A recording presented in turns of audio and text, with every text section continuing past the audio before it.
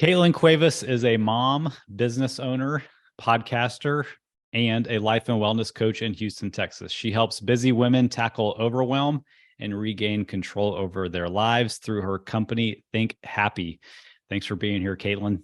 Thank you so much for having me. I'm very excited. This has been a highlight of my week that I've been looking forward to.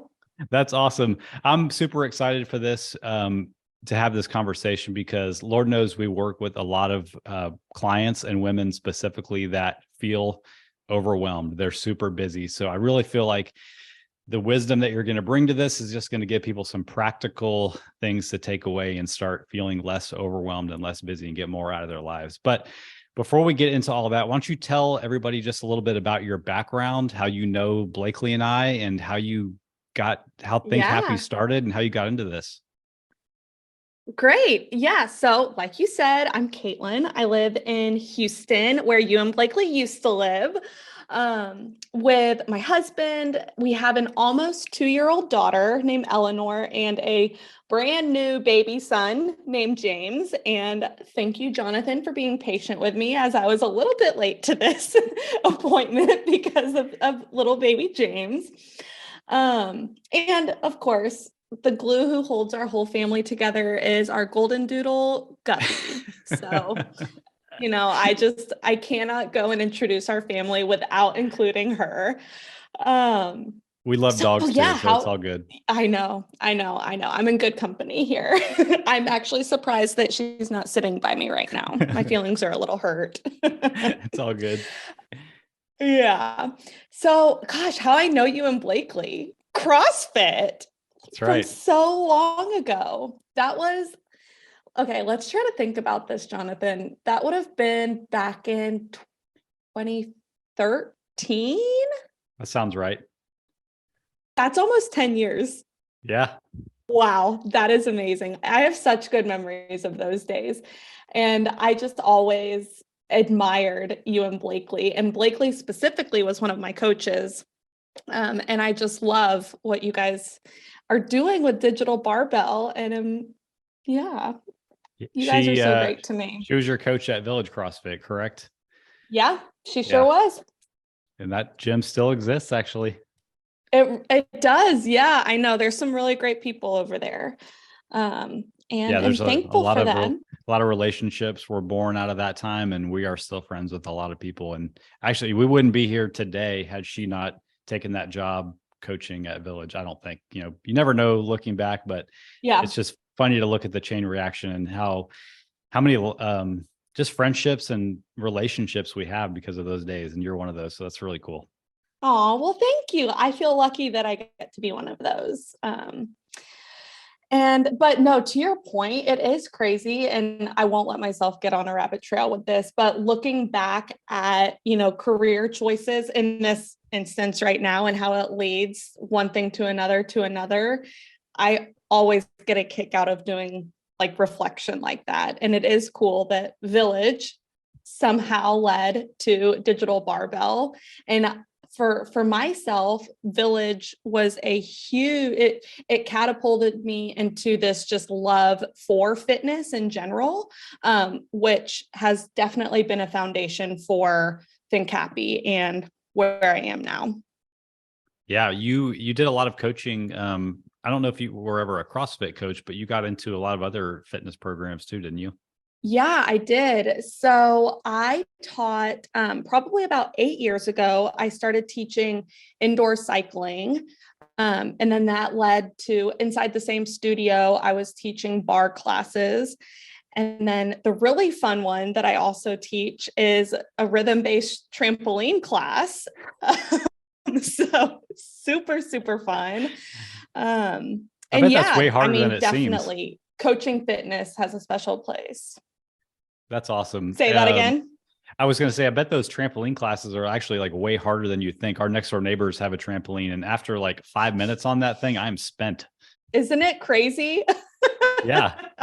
Well, so your coaching business, Think Happy, it focuses on Mhm. helping busy women kind of get a sense of control back over their busy lives. So, like when somebody comes to you for help, where is your typical client at? How are they feeling? What are some examples of things that they're struggling with? Because I think a lot of people listening to this will be like, oh, that's me. Yeah. Yeah. So the way I always answer this question is when clients come to me, they're feeling more like their life is running them instead of them running their lives. I like to think of it, since we've been talking, or since we're both dog lovers, it's like when your dog is taking you on a walk versus you taking your dog on a walk. Yeah, that's not fun. Yeah, no, not fun. And so that is definitely a common ground that I notice when clients are coming to me. And like you said, it is mostly women just, feeling like they're going nonstop, struggling to even know how to begin checking things off of their to-do lists, people who are juggling 100 different things. And, just sometimes it's as simple as someone needing a reframing to having that glass half full perspective in their lives again, and how to be intentional and in the driver's seat about, living life with that sort of perspective. Mm-hmm. And then the other thing that I'll add to that, I am very much if you want it, you have to work for it type of person, which I feel like you and Blakely are similar in that. And, a lot of that shows in my programs, my coaching, my own podcast. And because, that's my style. You can't sit back and wait for something to happen. You have to work toward it. So yeah, that's where people are when they come to me. Yeah, it makes sense. Like I got a little bit stressed out just thinking about that overwhelmed situation, actually. Okay, so I want to talk about more about overwhelm, and then we'll kind of get into some practical tips for kind of overcoming it. So this client that comes to you and they're feeling overwhelmed, what are the three kind of main things that you would pull out that are leading to us feeling overwhelmed? And then we can get into how do we start to address those kinds of things. Yeah, so this question is interesting because the answer is going to be different for each person, right? So overwhelm looks differently for all of us. Some typical causes that I do see are, some things that are going to come front of mind: adding too much to your plate, feeling like you aren't equipped to handle what you have on your plate. Comparison is a big one. Striving for the unattainable. So maybe, setting yourself up for not for success. And something that I think is interesting is when we start looking at actually the signs of overwhelm and how your body, how your mind is trying to tell you, hey, Kaitlin, hey, Jonathan, I'm really getting to this point of overwhelm. And I find it really helpful to become aware of what your own warning signs, quote unquote, warning signs are. For me, and what I teach a lot of my clients is to start becoming aware of these warning signs through self-reflection. For me personally, journaling is my go-to method of self-reflection, but for your listeners, if you have something else that, is tried and true for you, stick with that. But I think it's so cool. I can totally nerd out on how your body and mind are really telling you everything that you need to know. You just have to listen. You just have to tune into it. Mm-hmm. So some things that, some tangible things that your listeners can look for while they're doing this sort of self-reflection is, leaning into unhealthy habits. So that's going to look like leaning really heavily into perfectionism, which we'll talk about a little bit later. Saying yes, becoming a yes person, even when you're already at tilt, avoiding asking for help, procrastinating, or just avoiding the situation, avoiding the tasks altogether. And then the last one that I'll mention is allowing what I call a slow build of stress or anxiety. So that could look like, just brushing things under the rug or ignoring your warning signs and continuing to move forward without addressing those warning signs. happens. Yeah. Yeah. Yeah. I think you brought up really just like the first step of awareness. And this goes for, coaching people on their nutrition. We see sometimes there's just a general unawareness of the small things that we're doing that add up to the cumulative moving us away from our goals. But we feel so busy that we don't think we need or can take the time to do that awareness. If somebody wants to start doing some kind of mindfulness practice, you mentioned journaling, like how much time should we realistically dedicate to something like this? Because people probably are like, I don't have an hour to do that. So Yeah. what does it actually take? I have two journals that I keep. This is how I'll answer the question. Two journals that I keep. One of them is more of a typical journal that, you envision when you think of journaling. And it depends on how much time I have when I sit down to journal. Sometimes it's 5 minutes, sometimes it's 15 minutes. The other journal that I have is something that I write in almost every night before I go to bed. And all I put in it are 3 things that I'm grateful for from that day. That's literally it. And that takes me 30 seconds, 60 seconds, maybe if I'm not feeling grateful that day. Just kidding. We all have those days. Yeah. But That's and great though.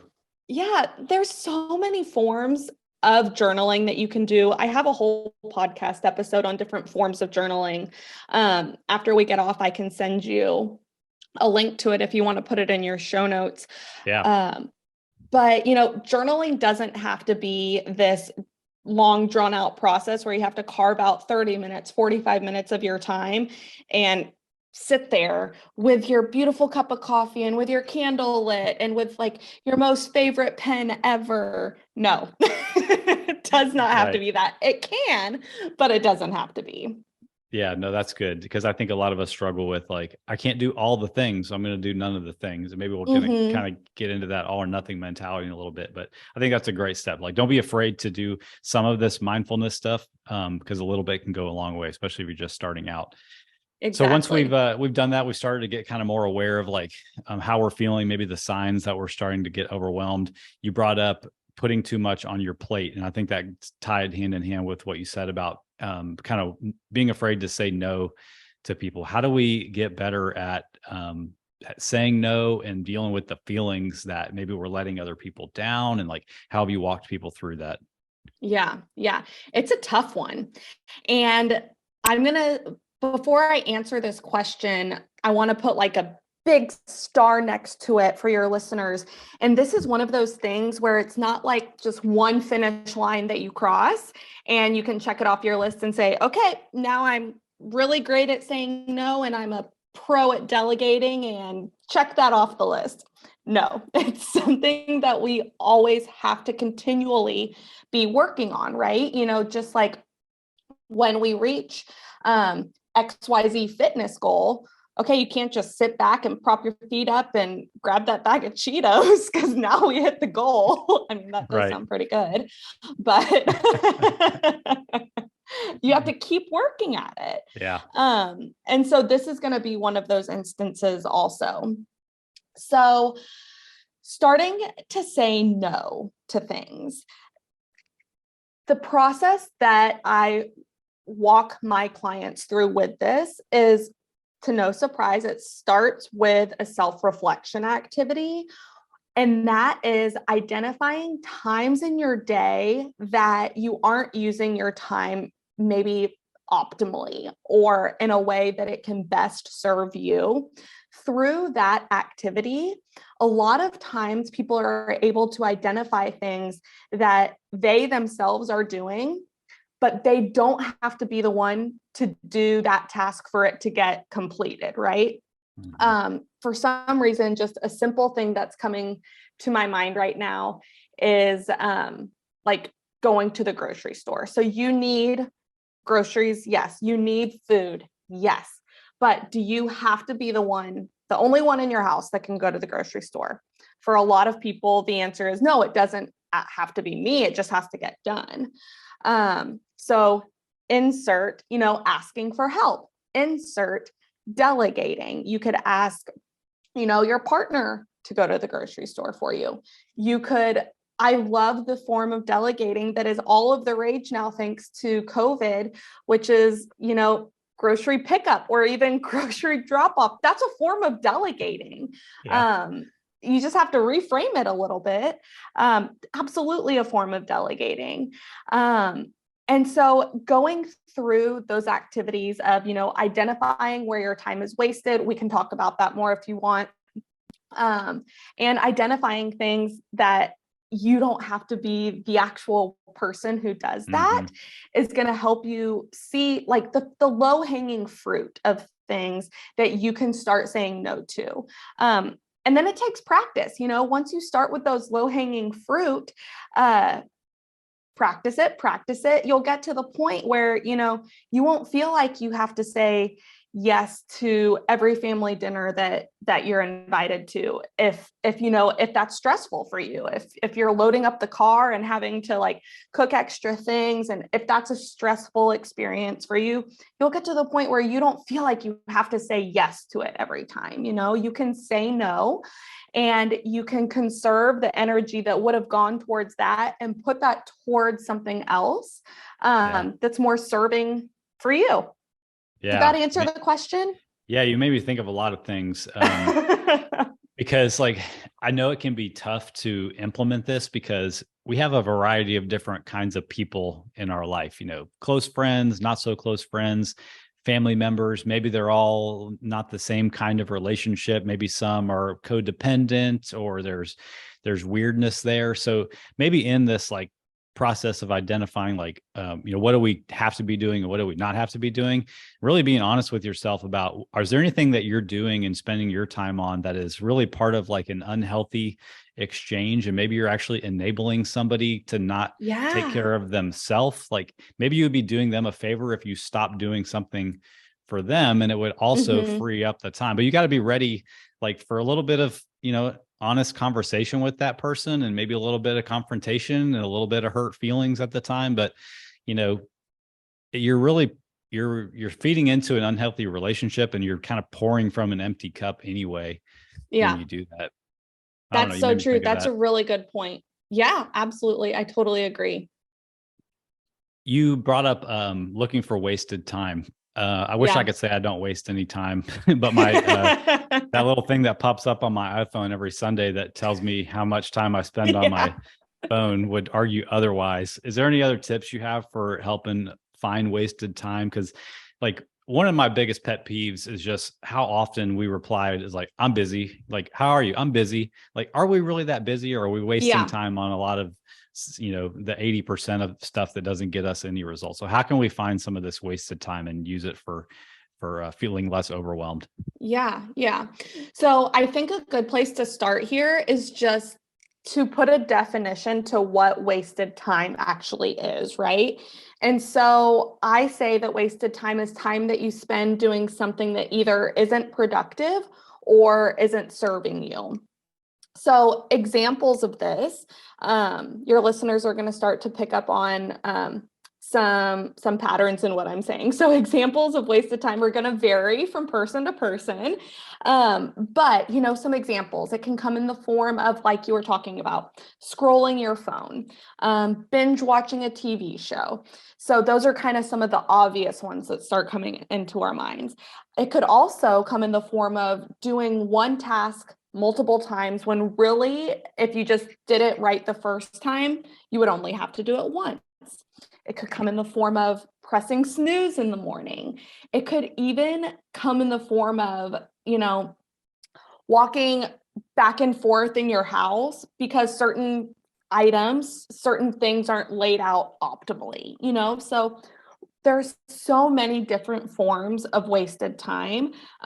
Screen time, obviously, being just the most commonly thought of. So to help you identify your wasted time, I have 3 steps to how I usually teach this. I'll give like a high level overview of each of them. So step 1 is going to be to identify your distractions. Step 2 is a self audit, which is way less scary and intimidating than it sounds. Step 3 is just to add it all up. So for That's step good. 1, identifying your distractions. Those are just going to be the things that pull you away from your productivity. The self-audit is physically writing down what those distractions are on a piece of paper, and next to it, being honest with yourself, writing down about how much time per week you spend on each of those distractions. So as an example, let's say you'll probably have more than 3 distractions, but if your distractions are, scrolling on your phone, watching reruns of The Office, because who doesn't love Michael Scott, and online shopping, you'd write those 3 distractions down, and then next to it, you'd put how much time per week you spend on each of those. So let's say you pull out the app on your phone that tells you how much time you spend scrolling, and you see that you spend like 10 hours on social media on your phone each week. And then you spend 15 hours watching The Office each week. And then you spend 5 hours online shopping each week. That would be your self-audit. So pretty simple. Like I said, not super scary and intimidating. No one likes the word audit. And then last but not least, step 3, adding up that time. So on your sheet of paper, you add up the time from each of your distractions. That total amount of time is going to tell you about how much time you're essentially wasting, aren't using productively, that could be reallocated to other things in your life. So I'll go back to that example. I was doing 10 hours on social media, 15 hours of The Office. And I will say 15 hours of The Office per week would just be 3 episodes, 5 days a week. And they're only like 22 minutes a piece, so it goes by quickly. I know. And then the 5 hours of the online shopping, that would be a total of 30 hours of just wasted time each week that someone could reallocate to other places in their life. And I think like somebody might have heard that and be like, well, first of all, I don't spend that long, but if they probably went through those steps, they would realize that they do. We all do. Yeah. And they might be like overwhelmed, like, well, how am I going to fill 30 hours with different work? But would you recommend trying to like do it all at once or kind of stair step into this? Absolutely stair step.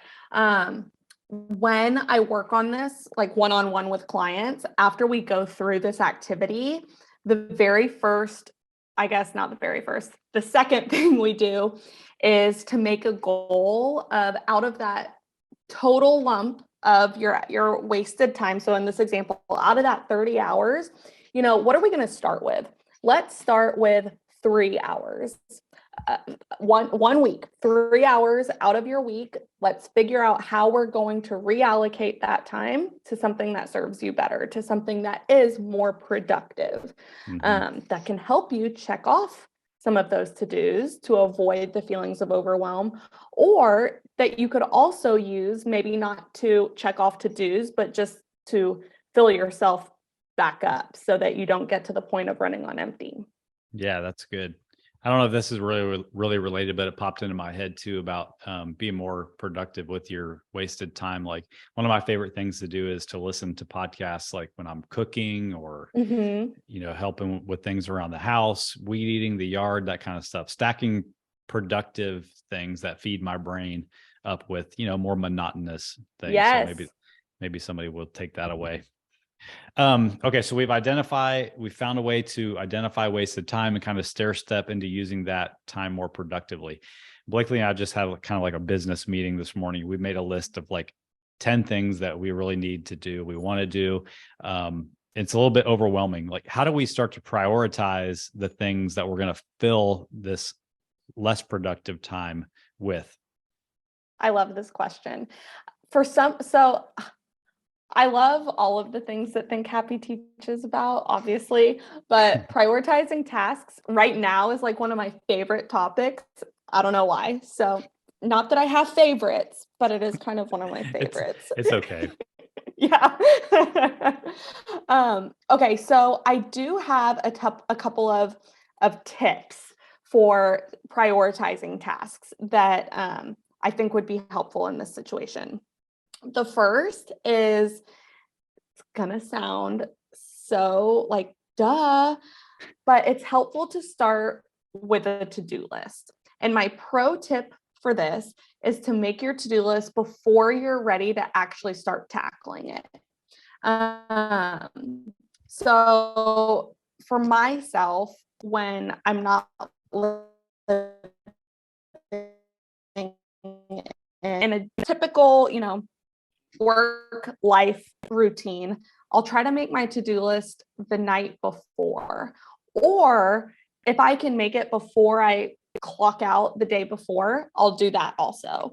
And so my reasoning behind that is when you sit down to start working, most of the time your brain is going to be ready to start working and you want to optimize that time. We all have certain times of the day parts that we're just, our bodies, our brains are geared to work more optimally in, and you don't want to waste that time making your to-do list, because you don't have to be in that optimum mind frame to make your to-do list. So if you already have your to-do list going into that period of time, you're able just to, hit the ground running, if you will.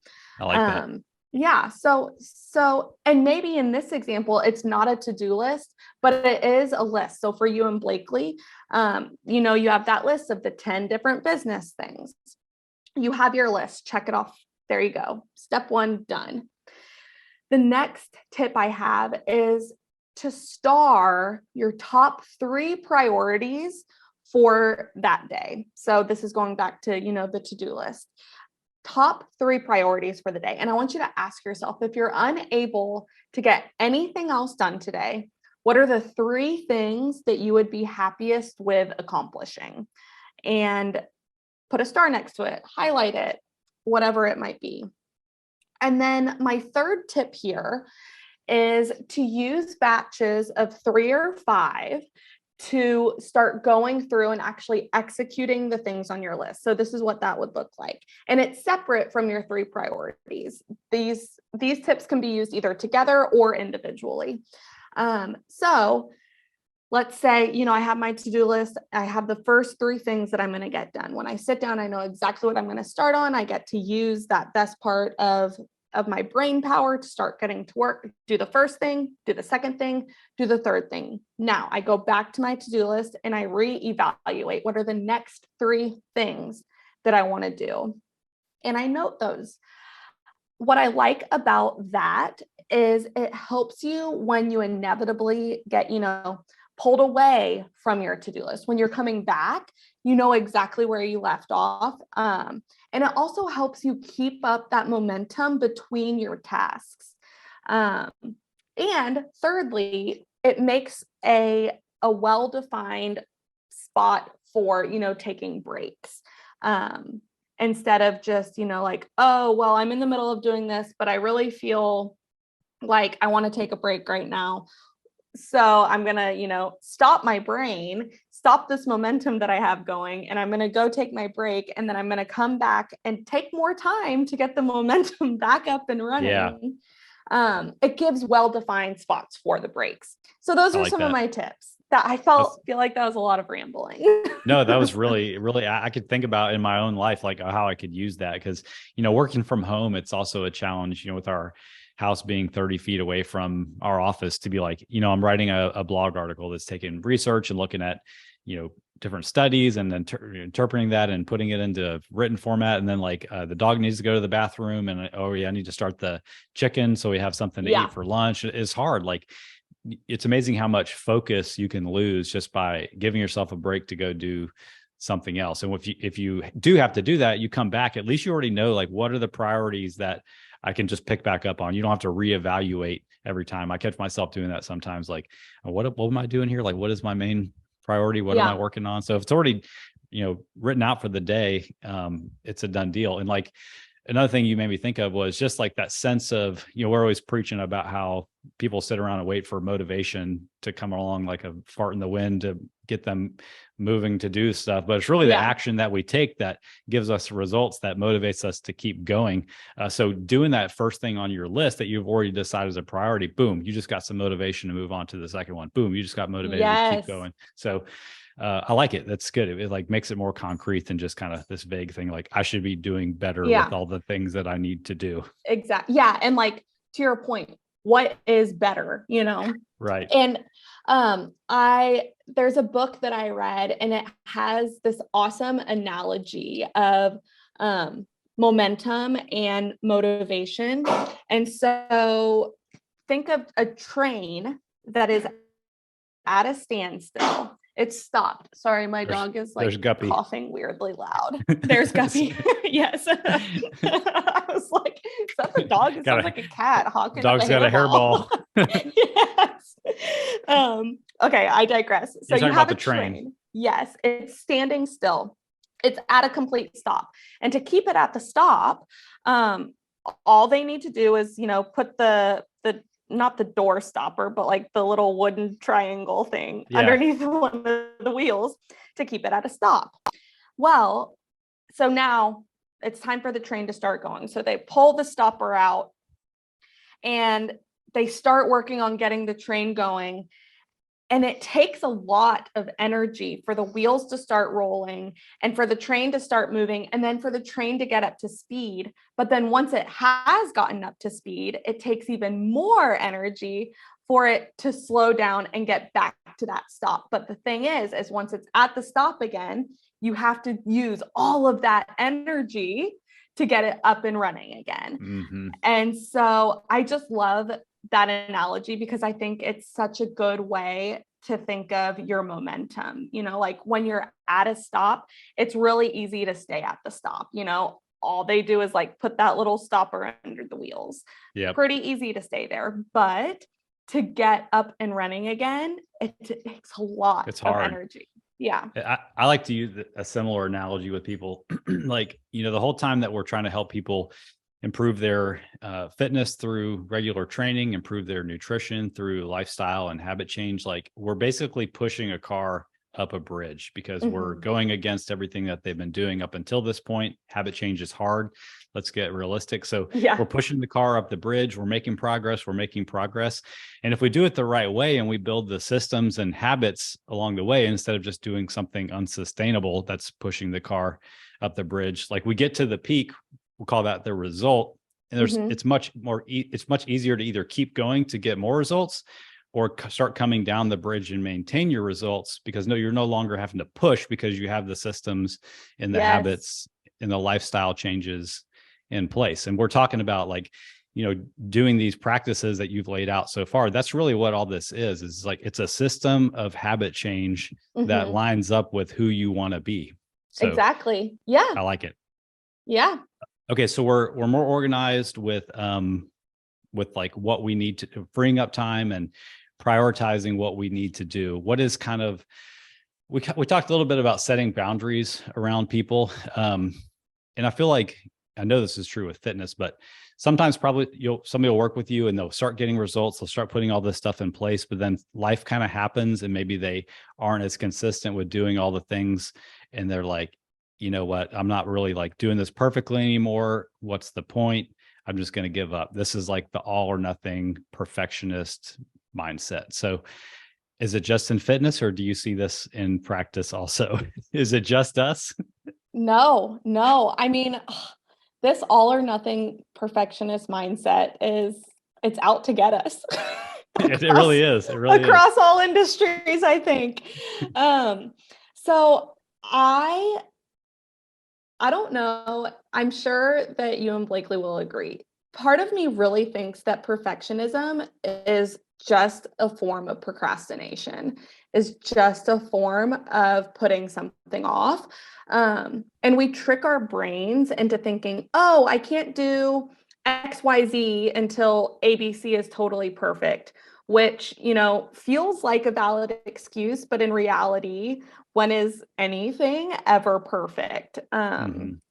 And I think agree with that. Yeah.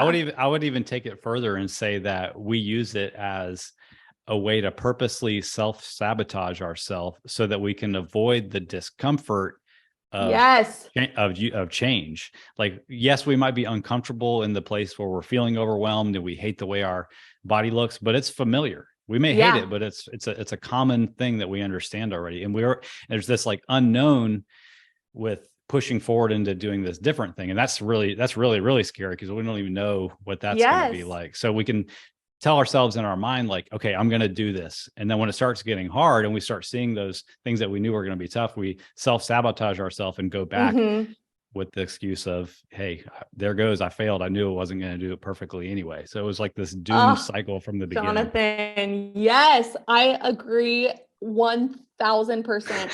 And to even build on that one step further, the perfectionism, we use it to avoid failure in general, I think.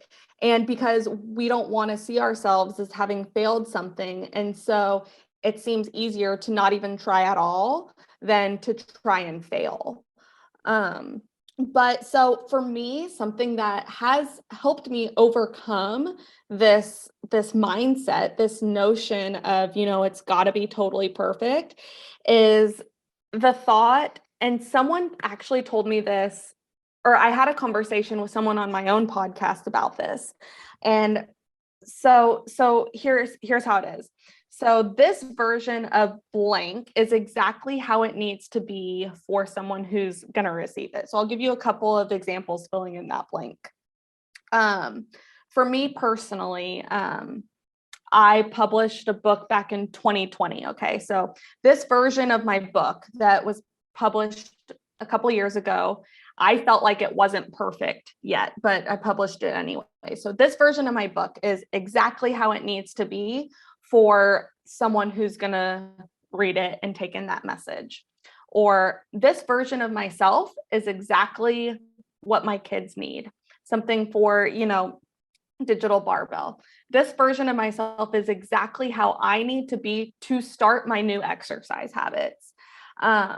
Just taking the perfectionism out of it and having this, reframing it to where I am right now is where I need to be to just start, This is like the whole thing where yes. somebody's like, I'm going to start going to the gym once I get in shape. Like, no, exactly. We're going to meet you where you are. You're perfect the way you are. You're in the right place. Yes. Yeah. I'll start going to the gym after I lose 10 pounds.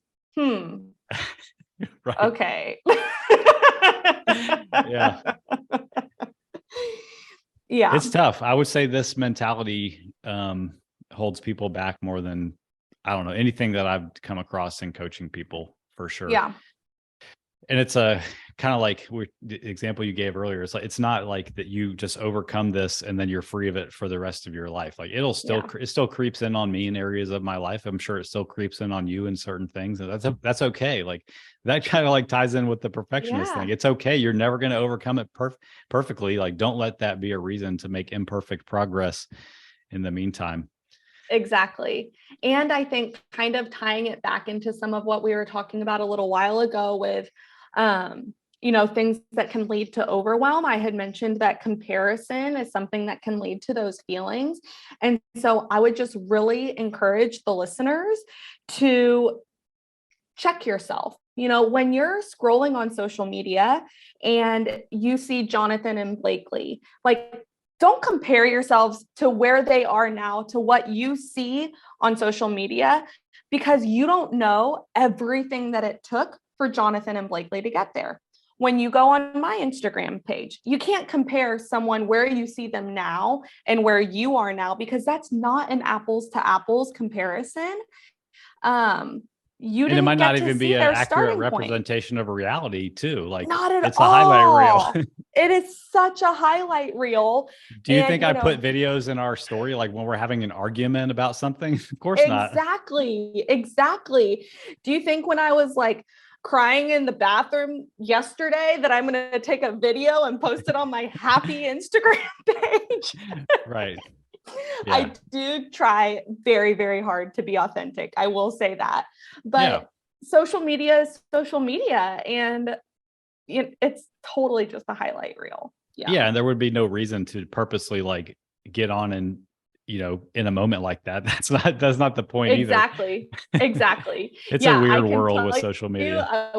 We're not thinking about social media when we're fighting, when we're feeling down. Yeah. That's a great point though. Because it's so true. It's not only a giant waste of time, but it's just, it's having a big impact on our mental health and our relationships. That could be a whole different podcast episode, probably. For sure. You mentioned, how fitness played a big part, in you starting Think Happy. Like, how do you see, I know, I think you have a fitness component to your coaching, but how do you see when somebody starts to improve their relationship with exercise and use that time to better themselves? How does that spill over into feeling overwhelmed and all the other things that we've been talking about so far? So I think the best way for me to answer this question is to answer it for myself personally, because the way I feel about this question you've answered really does spill over into end results that I try to get for my clients.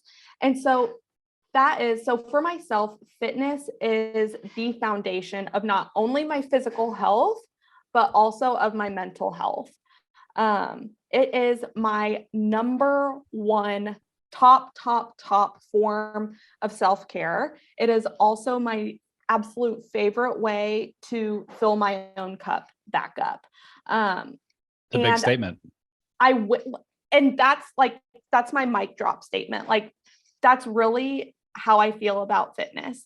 So many of your other questions, I could ramble on. This is so succinct to me. It's so black and white. That's just how I feel about it. It's so important. I interviewed a guy a couple of weeks ago on the podcast. He's a strength coach up in Kingwood, and he talked about people coming into his gym and how they think of their nutrition as like a supplement to their training. Like, they're like, I could probably do a little bit better if I cleaned up my diet. And he's like, no, like, you would completely transform your life if you cleaned up your diet.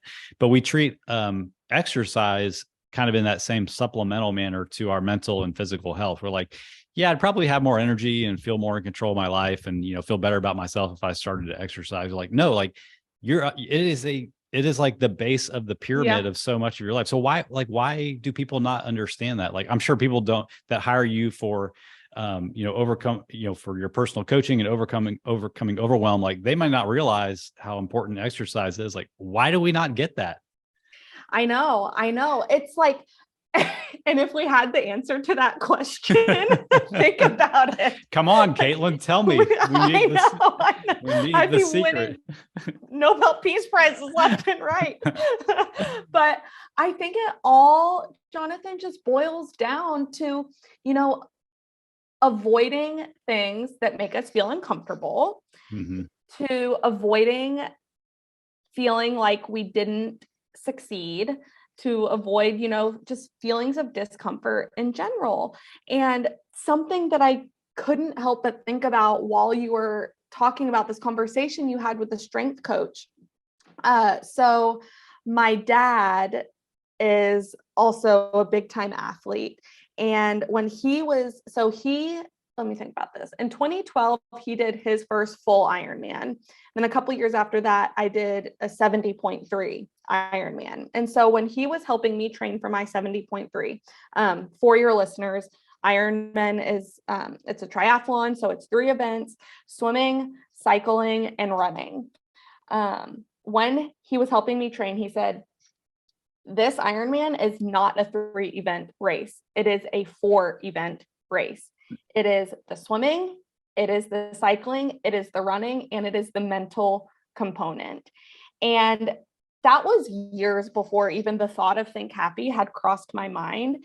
And it so perfectly summarizes, what you just said right there, is that component of the mental side of your health and the physical side are so intertwined, and it's just almost hard to separate them. I think that they just work so well together and hand in hand.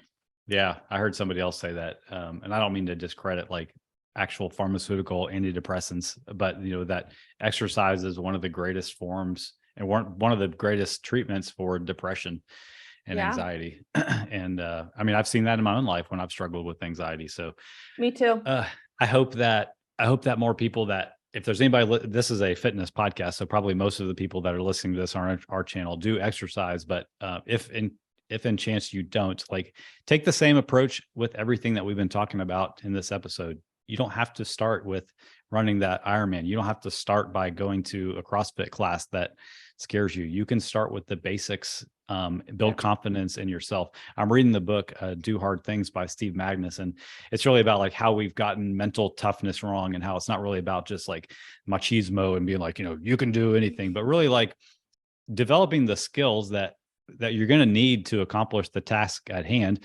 making an honest assessment of what you're going to have to do, making sure you have the most of the skills to do it, and then going to execute and continuing on when it gets hard. And that builds self-confidence in you and gives you the belief that you can do hard things. And they don't like when somebody comes to you for coaching, I'm sure they're a little bit wondering like, am I going to be able to do this? But as they go through the steps with you, they build confidence, they start getting more results. And the same thing goes with fitness and making changes to your nutrition. Yeah. So, amen. Yeah. Preach. How did you come up with the name Think Happy for the company? Oh my gosh. So Think Happy started as the title of the book that I had referenced a little while ago. And I'm trying to remember. I want to say it was, so the motivation behind writing the book was I realized that people were always asking me this same question, which was, how are you always so happy? And to me, my answer was, well, it's not that I'm always just so happy. It's that I'm like very intentional about trying to live a life that I enjoy and that on the outside then appears happy to you. And that's where it came from. That's great. That's what I wrote the book about, and Think Happy seemed like a good title. So that's awesome. So the book led to the coaching, which led to the podcast, and all of it's called Think Happy. So I guess I'm just not very creative, or some would say no that way. I'm just really good at branding. That's what I was about to say. That sounds like a branding genius there. Yeah, my background is in marketing. So oh, awesome. Well, are you accepting new clients now? How can people reach out to you if you are? Yeah, absolutely. So I'm not sure when this episode is airing, but in January, I am launching a brand new group program called Becoming Your Best You. That the doors are open now for that. I also have one-on-one coaching spots. And the best way for people to reach out to me is honestly on Instagram. My handle, to no surprise, is at thinkhappy_co. Think Happy wasn't available, so. Oh, good. We'll definitely link to that. Yeah, awesome. Jonathan, this has been so much fun. Heck yeah. We could probably go for another 2 hours, but we literally could. Yeah. Well, thanks so much for your time. I really think that both men and women that listen to this have some really solid takeaways to start putting in place. And I hope that if people are interested in putting this stuff into action, they reach out to you. So thank you again, Absolutely. Kaitlin. We'll do this again sometime. Thank you, Jonathan. And tell Blakely I said hi. I will. Thanks so much. Bye.